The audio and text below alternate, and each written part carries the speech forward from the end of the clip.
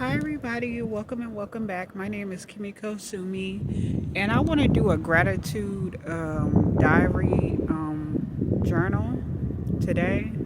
And I want to express gratitude for the smallest things. I have a shirt called that's purple, and on the back of it says, what's it called?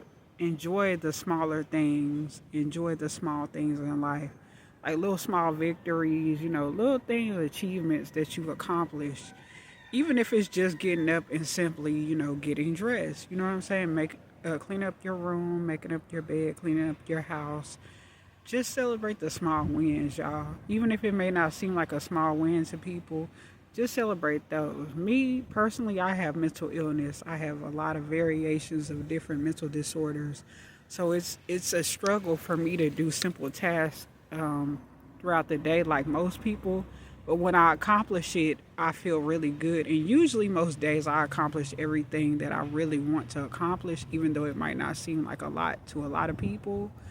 But dealing with different voices, a lot of voices, like I can have like hundreds of voices go through my head all throughout the day, and it's challenging to hear the voices, and then also hear things in the background and try to focus while I'm talking to, or like when I'm talking to people. It's hard. So for me to just be able to get even the smallest things, like a simple routine, down, that's a small victory for me. So I'm very grateful for these type of days like this. You know what I'm saying? Which is most of the time, but it takes a lot of effort. It takes a lot of effort for me to do what a lot of other people do normally. It's hard for other people to understand because they don't have all these voices going through their head like I do. And I will say that even though this is a mental illness, OCD, over compulsive disorder, I am grateful for it because it helps me to manage my schizophrenic voices and to get through tasks and anxiety. It helps me manage anxiety and stuff. And fear and stuff. It helps me to manage fear. It helps, OCD helps me to be more disciplined with things, you know what I'm saying? But it's still hard because I could do the same thing over and over and over again, and then I have to feel like it's just good enough for me to just leave it alone at that moment. You know what I'm saying? Um, a lot of people brag about OCD, but when you really have it's actually a good thing. But I do look at it as a bonus only because it helps me with my other mental disorders like anxiety and schizophrenia. But it's hard when you think that like maybe the TV is talking to you, or like people are on the side talking to you, or the voices is hard to decipher whether they're real or not. And then when you have episodes and stuff like that, like different manic episodes, and you have different episodes where you might like really really believe delusions that might be delusions, and then your mind is playing games with you, tricks on you like the Ghetto Boys, and you can't figure out what's real and what's not. But the days that I can achieve certain things, I'm so grateful for those days, y'all. And I'm grateful for people who make it easier on me. Like I like to be self-reliant, like I try to be independent, but it is nice here and there when people are at least helpful enough to stay out of my way and just let me do my thing and figure things out. You know what I'm saying? Like just allow me to figure things out on my own, and to allow me to just think and concentrate, cuz a lot of my, like, also my anger and stuff comes from not being able to hear my own thoughts and stuff and figure things out on my own and get enough time to really focus. It's like it's frustrating, and it'll make you angry. Like for instance, Anderson Cooper, he made a special about schizophrenia one time, and even though he doesn't have schizophrenia, they kind of made a simulation of it, and I think that accurately depicts schizophrenia, but it's also worse than that too. But it helps you see, if you put like earphones on and it's playing different like voices, and then they don't make sense, and then other things are going on around you, and people trying to talk to you simultaneously, and then you trying to figure out what you're trying to do next. It could get frustrating, and I think he also showed that very well in that little, like segment on I think it was CBS or some type of documentary, like short documentary about schizophrenia, paranoid schizophrenia. You see me looking back, it's kind of like it'll make you paranoid. Like it'll scare you. It'll really scare you. Like you don't know what's real.